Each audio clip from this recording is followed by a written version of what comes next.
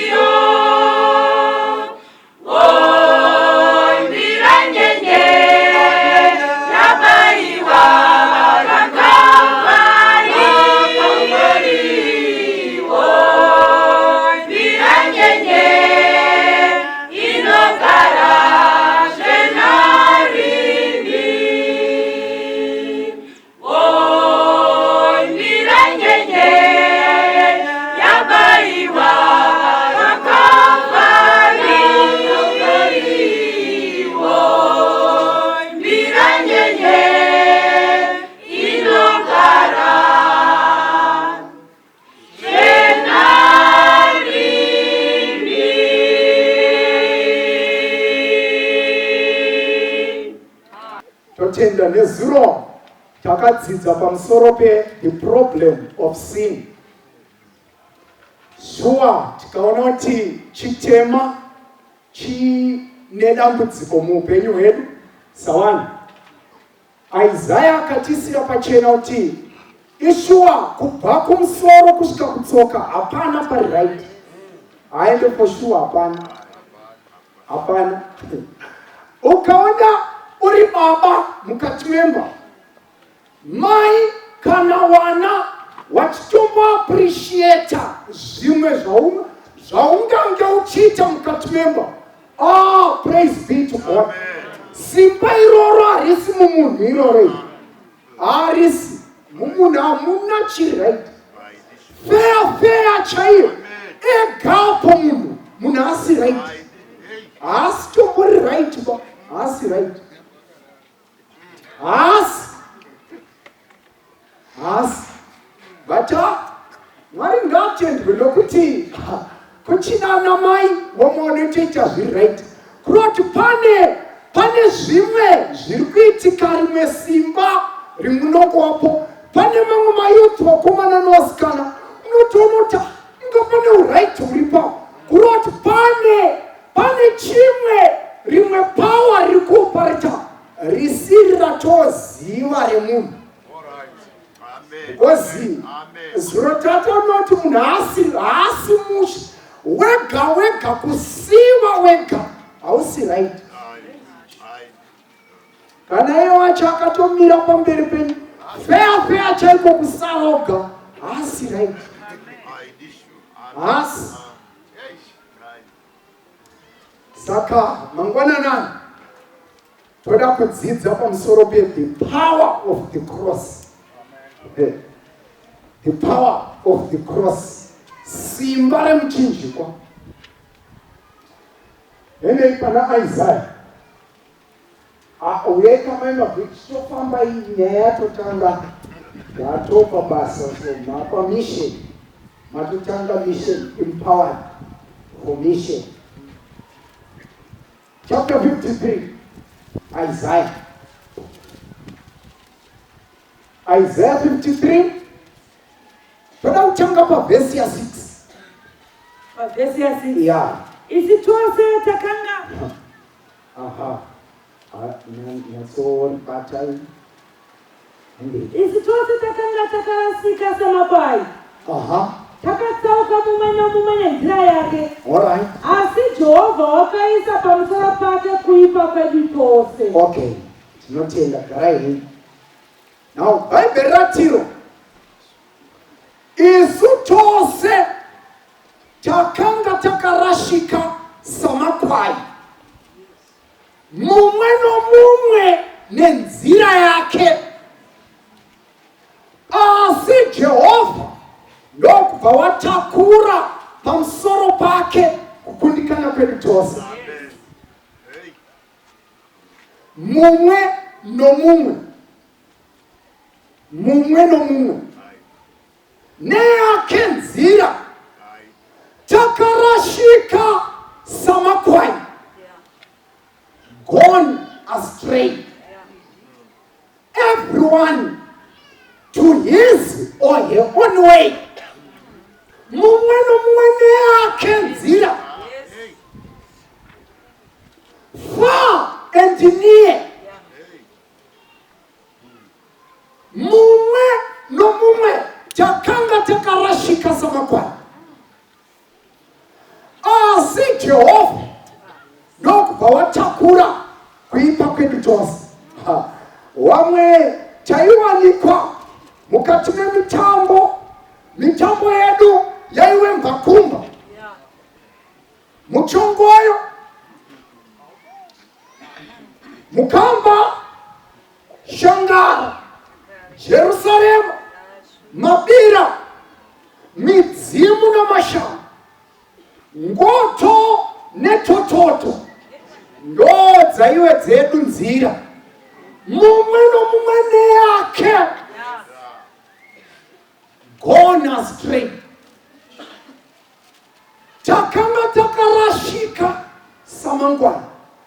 Mumwe neyake nzira, asi Jehova wakatakura kukundikana kwedu tose. Now, mumwe nenzira yake. Mwana ndo pamwe pakadhoptiwa zviya zvatakatoona nezuro kuti dambudziko rechiwizve ngerokuti chakadzvarwa matiri ndo chimwe chotikonzeresa, chakatiendesa kure naMwari. Ndo pamwe patakazwa dhokta tumasayinzi tumitauro togona kutaurwa mukatarisa muchikaranga chedu vanobva vati mbuya mukadzi. Ya hanzi mbuya mukadzi.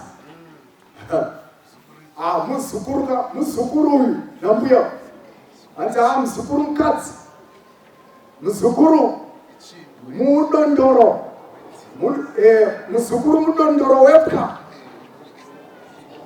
inzvimbo yasekuru. Kungoti ameno zvino apa pataurwa chikaranga, but padorehwa mashoko makukuta tumitauro so tulanguage twokunge kutamba twambuya nemuzukuru nambuya, but mukapaona futi hapasi right ipapa. Anzwa mbuya nemuzukuru, mbuya kusimberesi sekuru vari kuchengeta mbuya. Hayo muzukuru se iwe ungambodigone.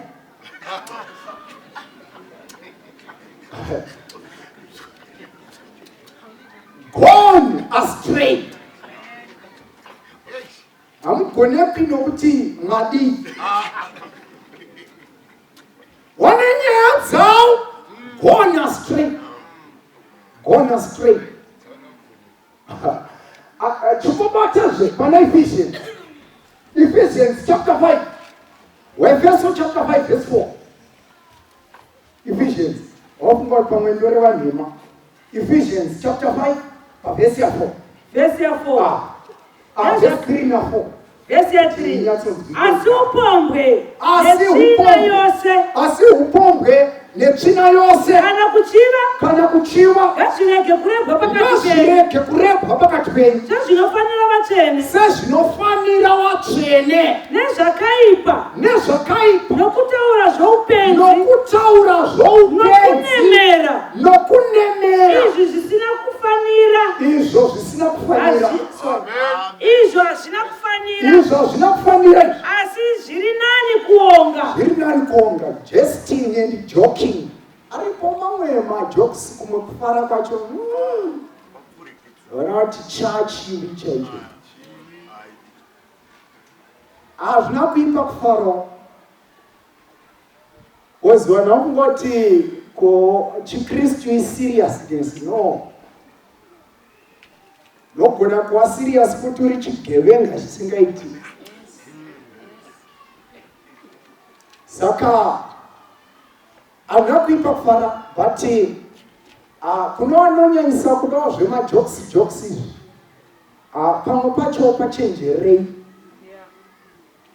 Unogona kuenda pasipo. Saka Bhaibheri rati mumwe nomumwe anga akarashika neyake nzira.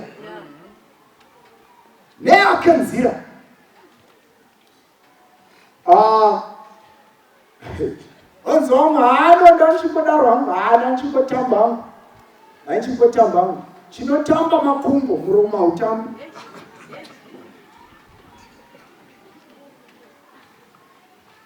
Foolish talking. Iko zvino Wes masongs aweko nhasi. Vanenge masongs azara in the secular world. Secular music. Music yenye yakatozara mafoni amuna weko zvinezvi. Haiti. These days unonyara ukapinda mukombiso kunyara totarisa paiko kumana vanhu zvavari mukombi muno vanhu varimo mazera arimo music iriko nhasi uno. It's all about sex. All about sex.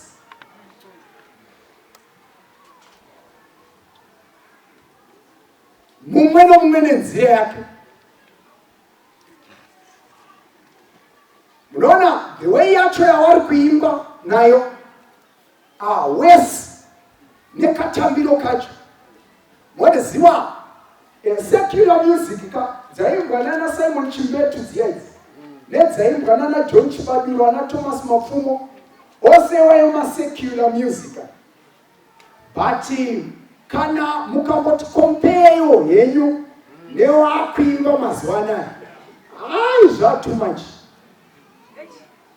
Even mukatotarisa kana katambiro kacho kawaita kuru rose iri wana Simon Chimbetu wana Mtukudzi wana iroro kuru rese.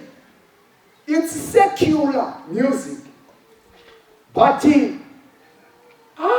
sure itoona kuti sure chero vari kutamba chiri kutamba sure makungo chaiwo.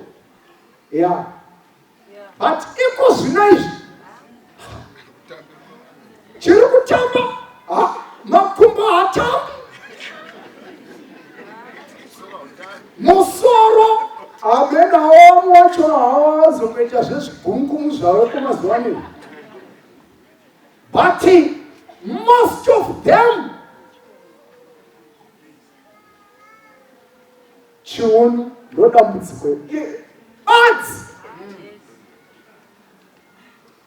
mhando yemusic yacho the way yairi kuimbwa nokutambiwa nayo, it's a vertical expression of the horizontal desire. Sure, muna kupanza. The way yairi kutambiwa nayo, it's a vertical munhu anotamba kamira. It's a vertical expression. Vertical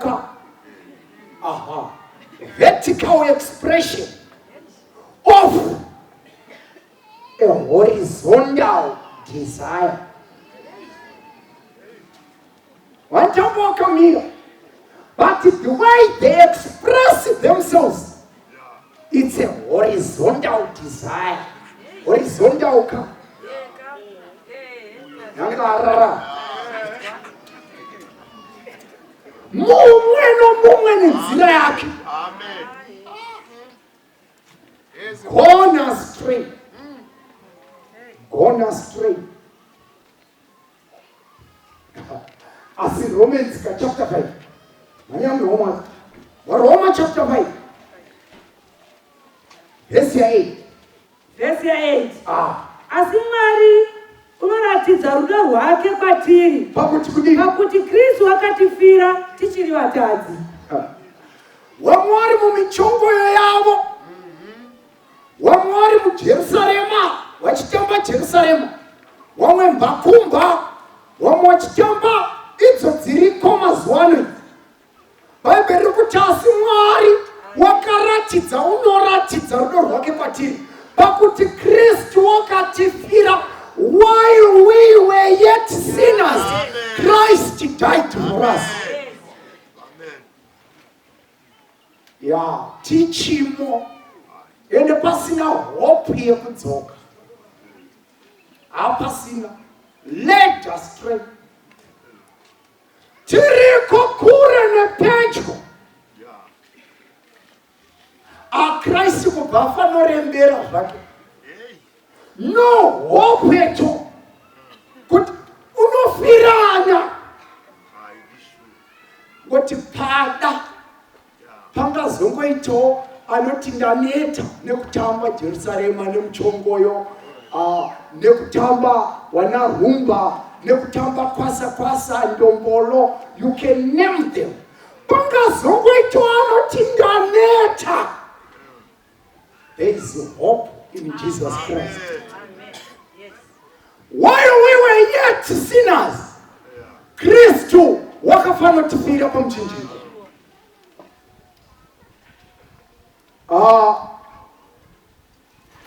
Regai timboni iwo ukama hwemunhu naMwari hwakambonyatsomira sei, because takuzongonzi led astray kurati pane patachimborizve pakutanga tazongoitwa led astray, taienda mumwe nomumwe gone astray, mumwe nomumwe aenda nepake, tatimbori papi.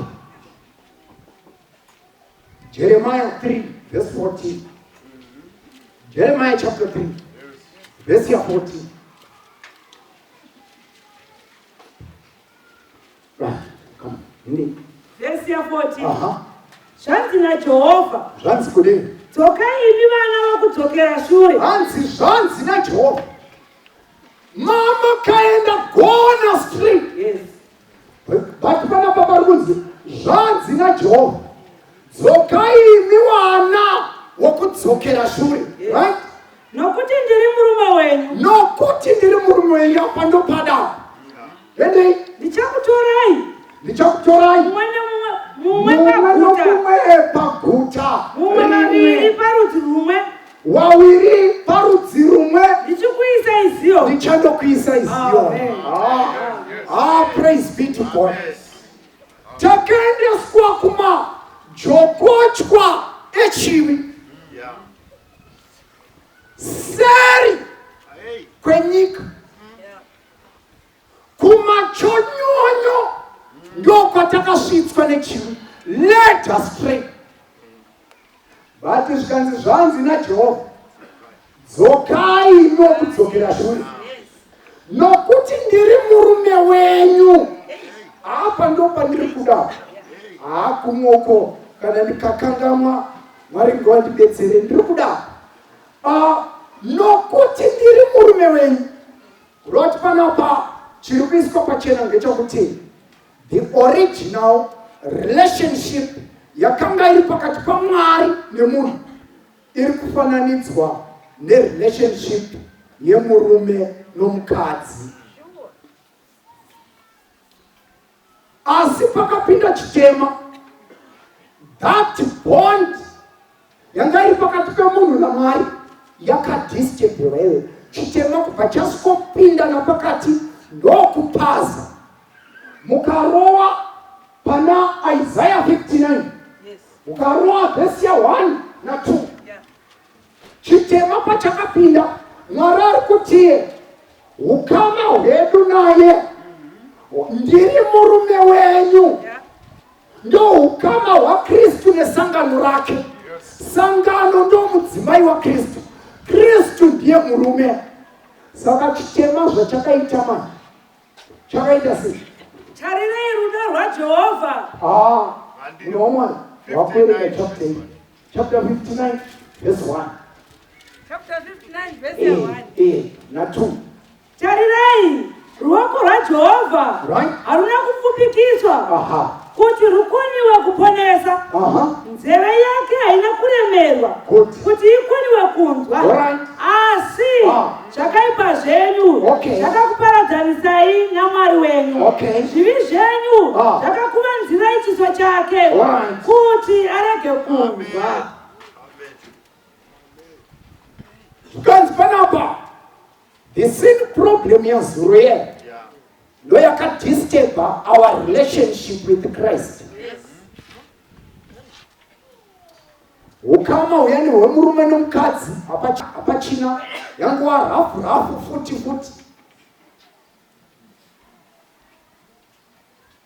Hapasina ukama hwemunhu naMwari. Wadamburwa nokuda kwechivi. Ende munoona pakaitika izvi pane rimwe rume rakapinda pakati apo ndo rakavhiringidza ukama hwemunhu naMwari. Pakaita chikomba chakapinda pakati apo parelationship yemunhu naMwari. Mukaenda pana Jeremiah chapter 3 verse 1 kuenda paverse 2 kuroti panapa pane mumwe a new husband akauya akapindira pakakanganisa relationship yemunhu naMwari. Saka kureva kuti pakabva paitika spiritual adultery pamunhu naMwari. Muchato uyo bva wakanganiswa. Jeremiah chapter 3 verse 1 na 2 inoti kudii? Verse 1. Right? Zvinonzi kana murume akaramba mukadzi wake. Zvinochinzi manje kana murume akaramba mukadzi wake, iye akabva kwaari, iye ndokubva abva kwaari. Murume obva abva kumukadzi, right? akandowanikwa nemumwe murume, ndokubva andowanikwa. Mukadzi obva kumurume ondowanikwa nemumwe murume. Ko murume ungadzokera kwaari here? Murume uyu wekutanga uyu angadzokera futi here kumukadzi wekutanga uyu? Ko nyika yakadai haingasvibisi kwazvo here? Ko nyika yakadai hainganzi yasvibiswa here pano? Asi iwe wakafewa nevadikani vako kudzoka kuna Israeri kune weneni nhasuno. Asi iwewe manje wakafewa nevadikani vako vazhinji, navadikanwi wako vazhinji. zvinoona kudzokera hako kwandiri, zvinoona kudzokerazve kwandiri. ndizvo zvinotaura Jehovha. Ndozvinotaura Jehovha. Mwari akubvunza, wakafewa navamwe varume vazhinji, zvino wakuda kudzoka here kwandiri? Hai nyaya inaumira mushe. Munoziva Satani chikomba chine hutsinye. Hamuchizivi chikomba ichi? Hamuchizivi? Satani chikomba chine hutsinye. Chaanokwanisa chete kumitisa chete. Amendeni mimba yacho unozvionera woga. From A to Z. It's your own baby. Chake kumitisa badzi. After that haumuoni. Kana ungamuona anenge achida kuzotsvinyira nekuseka badzi. Kusvotesa. Ndimi maizvitiwo kungwara. Ndimi maizvitiwo kuchenjera. Waisaziva kuti ndine kwangu kumba. Satani chikomba chine hutsinye. nomwari ari kuti wakainda ndokubva wandofewa nevarume wako vazhinji avo. Wakaenda wakandisiya ndandiri murume wako, wakaenda zvinoda kudzoka here? Womubvunzo una mwariyo wakuda here kudzoka? Noziva nyatsonoti waona paya ndakarasikirwa nerume paya. Jesu aindo murume pavarume, ndakarasikirwa paya nemurume ane care wokuti kana ndichirwara anomiramira, kana pamoto anoenda. That is Christ. If Christ can go on the cross, angakoniwa kungobika kuenda pamoto, angakoniwa kungoenda pamoto. Rimwe zuva madisciples ake wakaona wakomana usiku hwose wararira, nothing. Watiza futi wakomana wacho, wangwatiza vatera zvake sikozviona zvikomana zviri pagumi. Akasvikongobvunza wakomana mune chisewesera enongowararira wachovha wakomana suka manetsiso zvaramba wabvuma kuona fishi bonga robvuma kuti zvaramba pinya rokuraura robvuma kuti zvakona zvanasi. Makusuka kamanetsi chiseweso munacho here? Nothing. Hanzi chiuya igara ipasa tii dzakabhedha vazivi ndiJesu. So wanoona kuti panapo takaramba a potential husband. Potential. Jesu nomuisepiko hauna container inogona kumakomodheti akakwana, unomuisa papo panokwana Jesu nezvari. Kanzi makaenda gone astray. Hanzi wauda kudzoka, zvinoda kudzoka kwandiri here? Ndomubvunzo wari kubvunza iwo.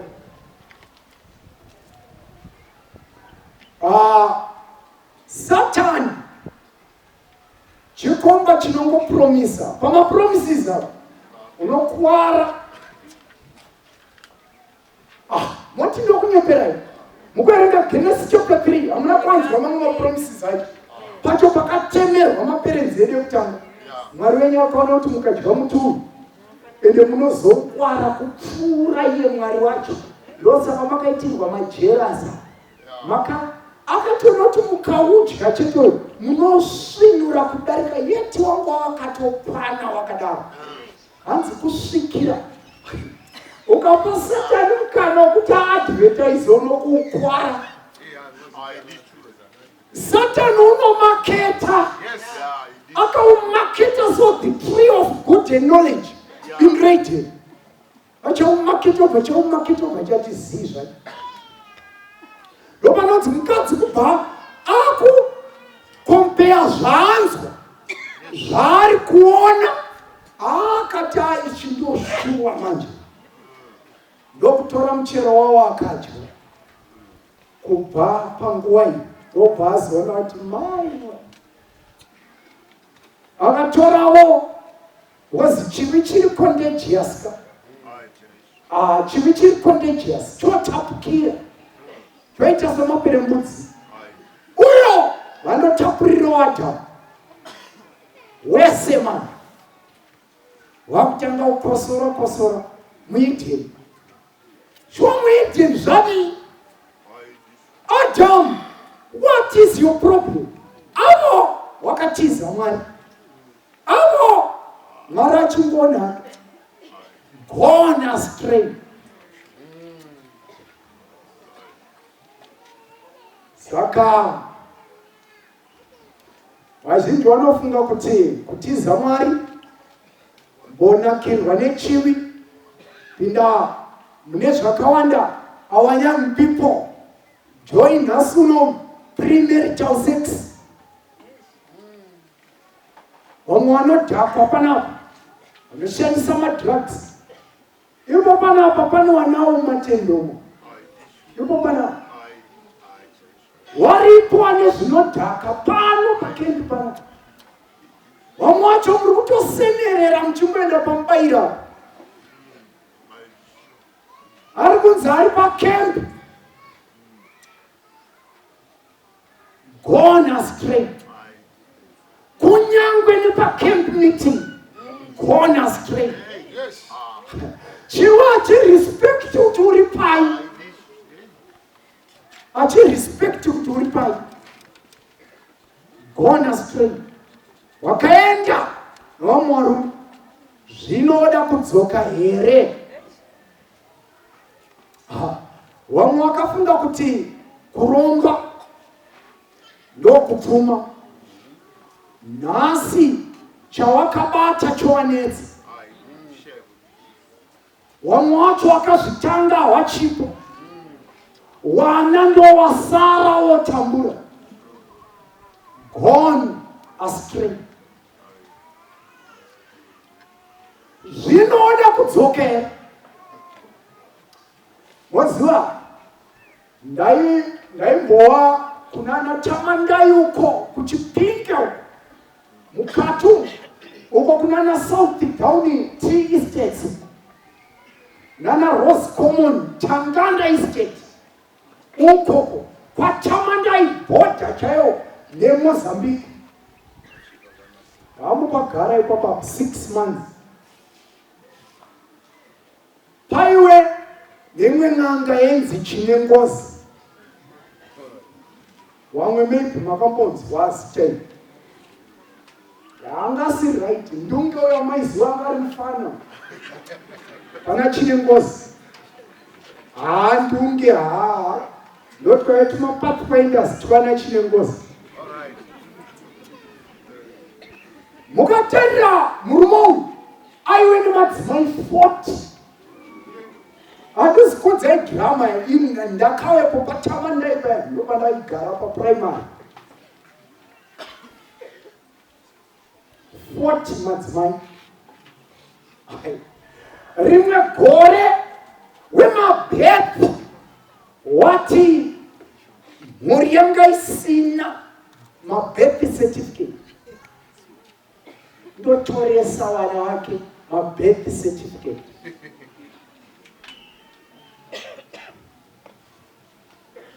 Ndichine ngozi.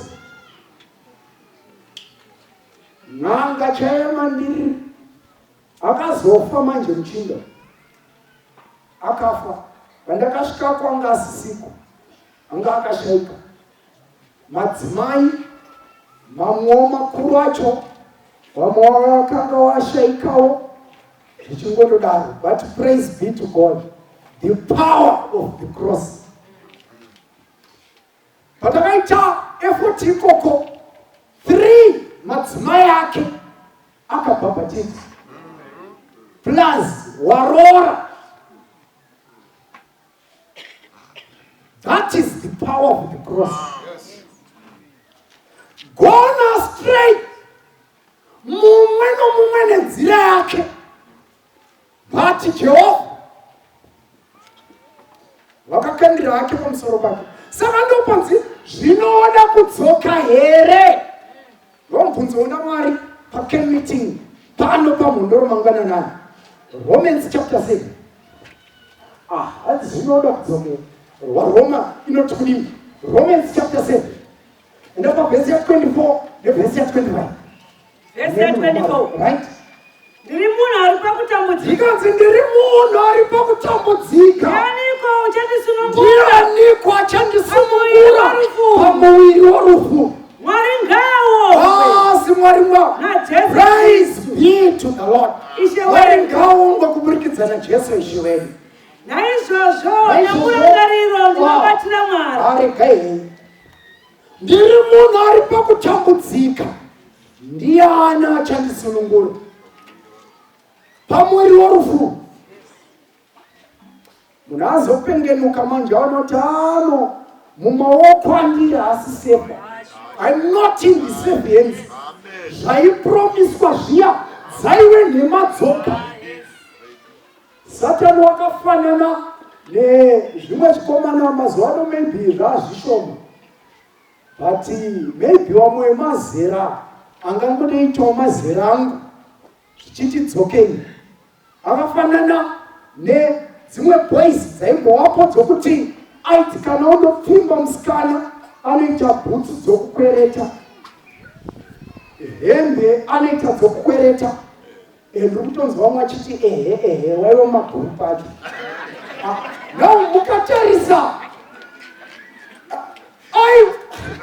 ndakonati wakomana, aiwa jinda rangu rinocheka muchenje. Yati ngezvekukwereta zvega zvega, kupromisa zvaasiri, ndo zviri Satani izvozvo. Otarota kana ndakuroora ndichakugadzirira swimming pool.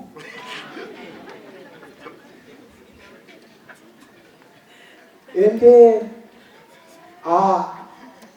kana zvanyanyomesesa dzimwe nguva chida kumbosasana kumusha tinoenda neherway. Uchigona nehempi ukuirinda nekupinja njiri kaka.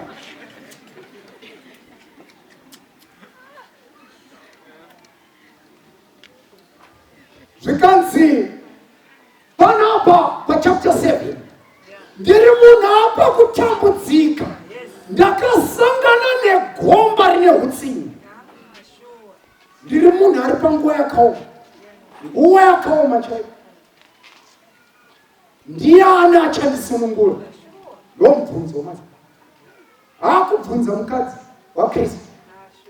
Ndianiko achandibetsera pakadai?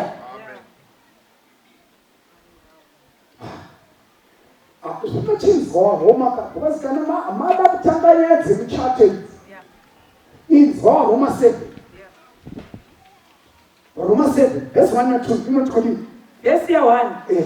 Hamuzivi here hama dzangu? Hamuzivi here hama dzangu? Nokuti ndinotaura nevanhu vanoziva murayiro. Ndinotaura nevanhu vanoziva murayiro. Murayiro unobata munhu. Murayiro unobata munhu mazuva ose eupenyu hwake. Nokuti mukadzi une murume. Nokuti mukadzi ane murume wakasungwa nemurayiro. Akasungwa nemurayiro kumurume wake. Iye achiri mupenyu. Iye as long murume wake ari mupenyu akasungwa kumurayiro. Asi kana murume afa wasunungurwa pamurayiro womurume.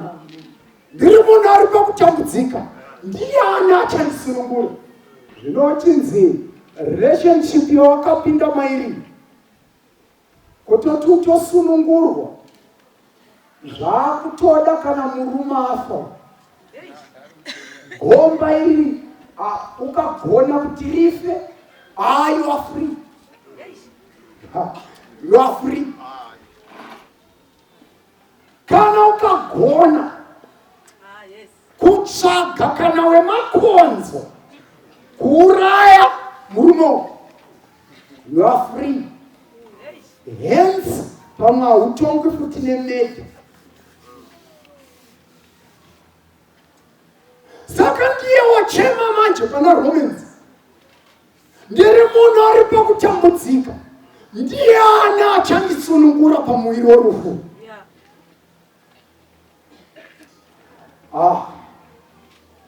Zvinochinza Kristu ndiye uya abvunza, zvinoda kudzoka here? Aichopadi munhu oda kudzoka kuna Kristu. Ada kudzoka unyatsoona kuti uyu ndiye ngari murume chaiye, but kadzokero manje apa ndo kakunetsa. Handizivi kuti dai wanga uriwo waitonga sei, waigadzirisa sei. Kuda mukadzi ada kudzoka kuna Kristu, but azviendesaka lofu mumaoko muengi asatani warodzana aparadzana naKristu aenda negomba rine utsinye. But murau nao wachitiwo unosungwa nomurau as long murume uyo achiri upenyu, as long mukadzi uyo achiri upenyu unosungwa nomurau. Asi kana murume afa then wasunungurwa. Zvino gomba racho hariurayike kana makonza uri goni. Ungauraye Satani nemushonga wamakonzo unonyepa. Zviti harifi gomba racho. Handizivi kuti dai uriwe waita sei. Nyaya yakaoma iyi, nyaya yakaoma.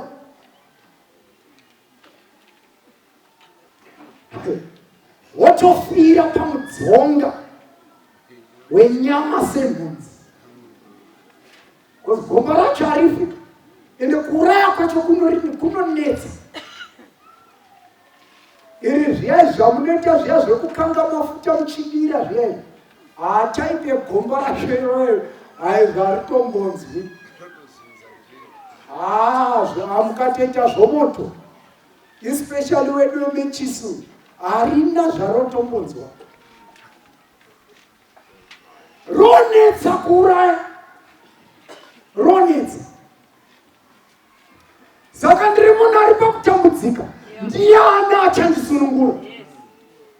Saka Jesu kubva achiti chiuyai zvinotitaurira, ndozvinotaura Jehovha. Wakuda kudzoka hongu, chiuya titaurira.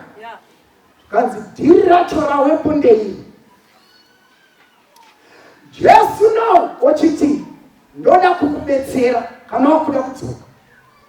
But kuti Jesu auraye gomba iri, malinesmen anobva asimudza kusimudza maflegi kuti anife. Refuri apa hapana kuitwa zviri fair. Saka Jesu kuti auraye gomba iri, vanonzi Mwari wabiridzira, Kristu wabiridzira. Saka poitwa sei? Poitwa sei? Kuti atore nechisimba mukadzi uyu, anonzi he is an oppressor, mudzvanyiriri. Saka poitwa sei? It's only by love. That love is one and nothing else. Kristu onodzoka dzake kana achirwa, anorwa nemutoo wakasiyana.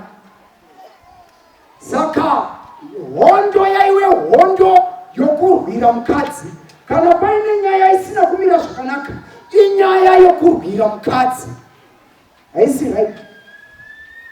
Saka Jesu zvaakachita ndezvokuti inini ndochifa. Chiteerera nyaya iyi. Wada kubatsira manje, wada kudzoka, right?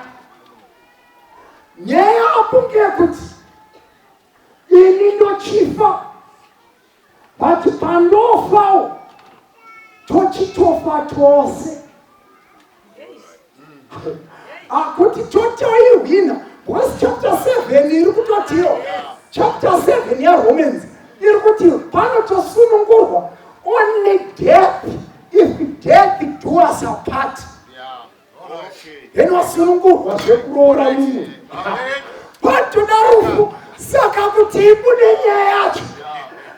Jesu haumugoni ba, haumugoni. Zvikanzi pana papa kutoti ifambe totofa tose. But inini ndini rimwe leader wacho parufu. Wozi ukafa uriwo unokwara, hauhwini futi hondo yacho. Saka inini apa ndini man of the match. Iwewe unongodhensa according to the tune. Kana ikabudai, then Mwari apa, Mwari wachienda lunch. Pamba. Chapter 6 verse 1. Zvino tichatiko? Zvino chatiko. Torambira muzvivi here kuti nyasha dziwande? Right? Aisha, itakakafa kuzvivi. Isu takafa kuzvivi. Tichagara seiko mukati mazvo? Togara seiko mukati mazvo? Hamuzivi here kuti isu takabhabhatidzwa? Hamuzivi here kuti isu takabhabhatidzwa muna Kristu Jesu? Takabhabhatidzwa parufu rwake. Takabhabhatidzwa murufu rwake. Naizvozvo pakubhabhatidzwa takavigwa pamwe chete naye murufu. Takavigwa pamwe chete naye murufu.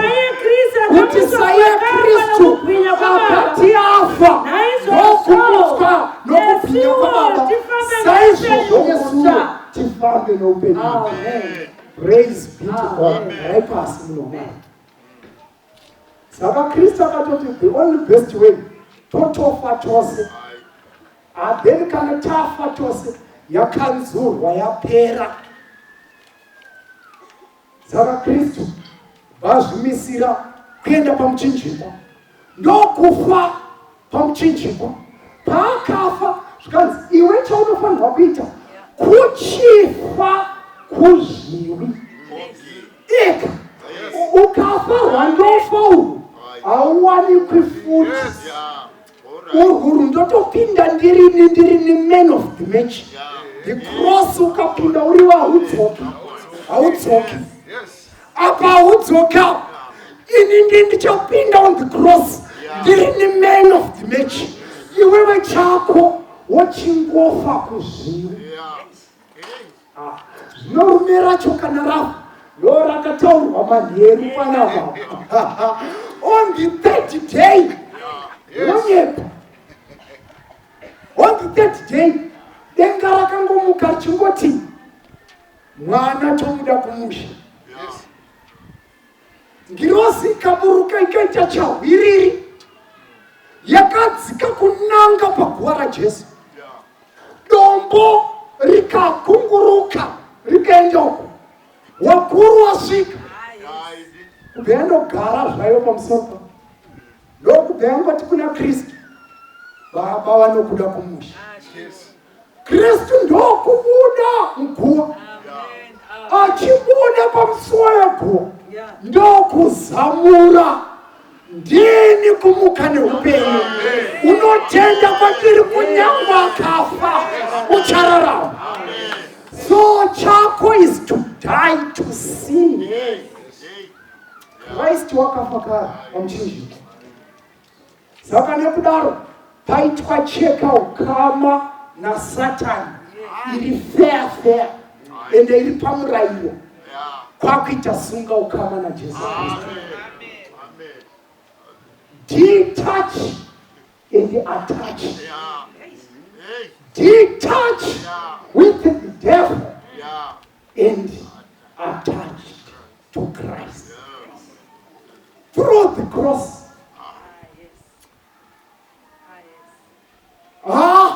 Jesu kubva declare aripo sopa muchinjikwa zvikanzi zvapera.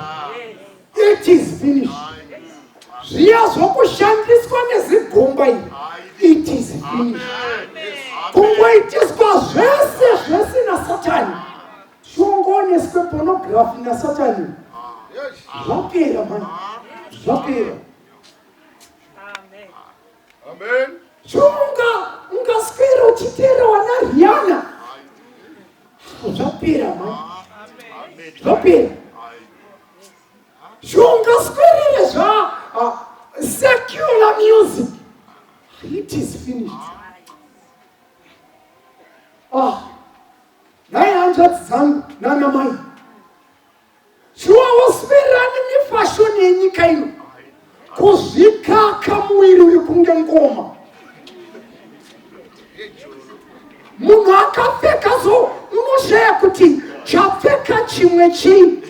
Ihembe here yapfeka munhu kana kuti ganda rapfeka hembe, chii chapfeka chimwe. Jesu ari kuti zvapera. Unganetsane nemachira, kuita wrestling nemachira. Hanzi one size fits all. Ndo chiito. Zvapera. Zvapera. Now we are justified. before God. Our past, our present, and our future is all redeemed. Rasuro redu ranhasi neramangwana radzikinurwa muna Jesu Kristu. Satani wakachumira paya paakati ngati muendesei pamuchinjikwa. Jesu akati apa ndopamairasa kukawa datya kuriyambudza. Unoziva datya ukasvika riine cheunokwerwisi ndona kuti hapa kaoma kuyambuka apa wobva wasvika kuti ndachiwandira pano chidatya wochiti bhutsi wochikawasa svetu chakananga ukuwa chikawa chondoti mhiri uko jokoto taakurwadziwa hapa but kukawa datya kuriyambudza. Satani chaakaita ndokuchumira kutoendesa Kristu pamuchinjikwa ndopaakachumira. Because every setback is a sit up for a stand up. Muna kupanzwa apa ndotaura ndoga apa chimbopasirewo muparidzi apa kana musina kupanzwa hamuna kupanzwa. Now Jesu arowerwa pamuchinjikwa.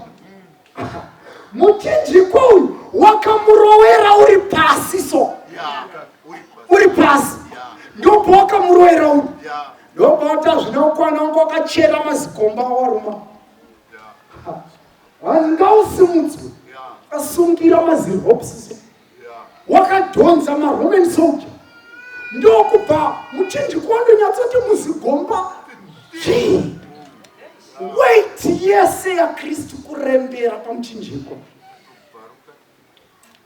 chibvaruka achifira iwe neni tanga taenda negomba led astray kuti tidzoke. Zvino pavakatozoudaro muchinjikwa ndo the biggest mistake yawakaita mani.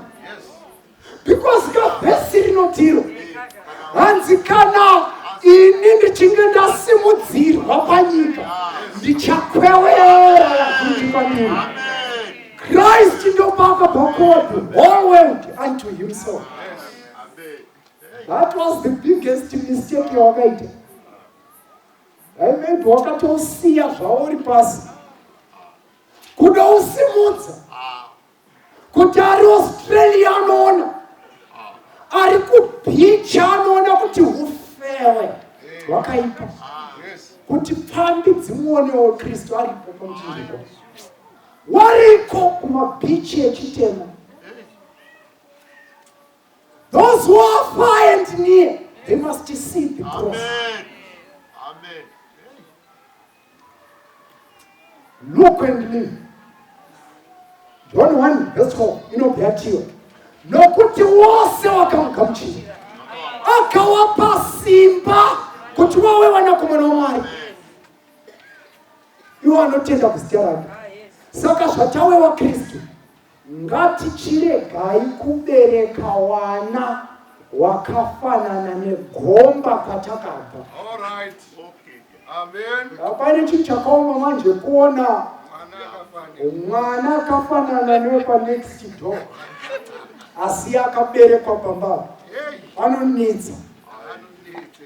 Panonetsa takarogwa takadzoswa naKristu chikaukama yakabiswa zviri fair on the cross.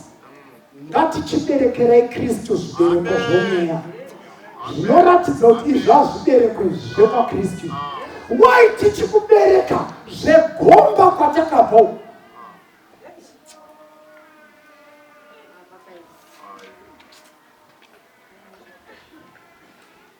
Nothing but the blood of Jesus.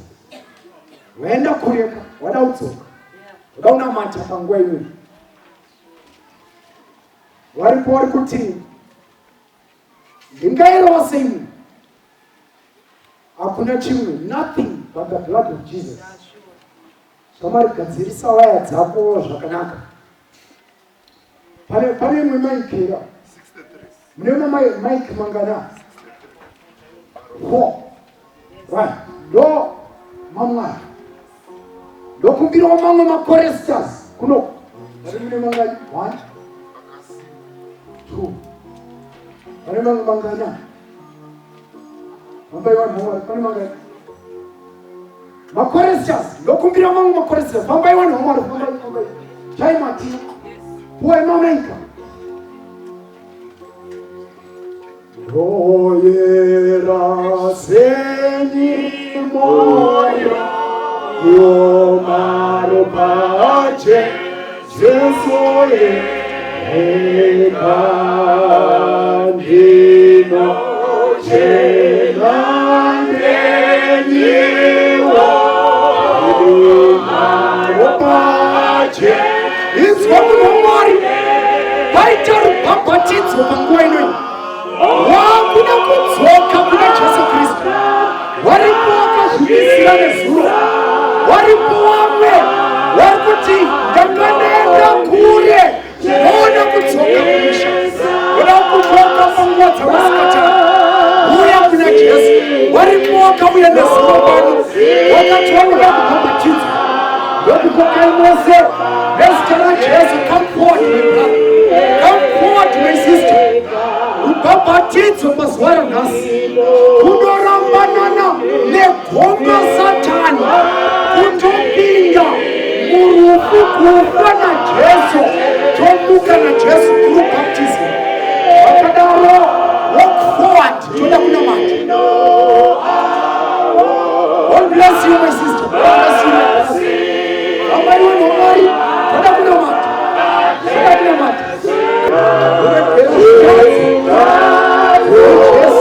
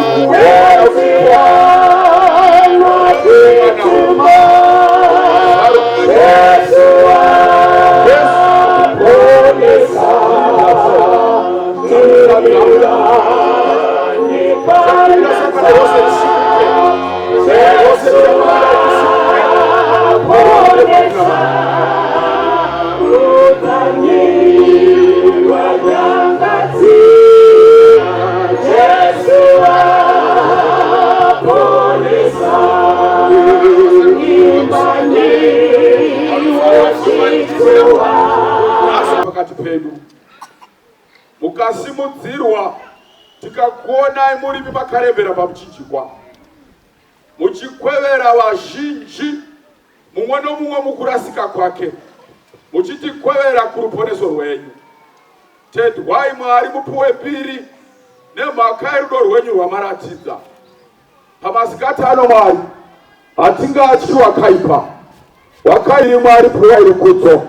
Toda kukutendai Mwari, tose takamira pano takaremerwa nezviri, basi tinoda kutenda kuti zuva ranhasi imi Mwari munounza sununguro matiri, maunza sununguro yezvivi zvakaipa zvoramba zvichiteverera. Ngazvishaye simba nezita raJesu. Mugone kusunungura matiri patinoramba tichiremerwa tichishungurudzwa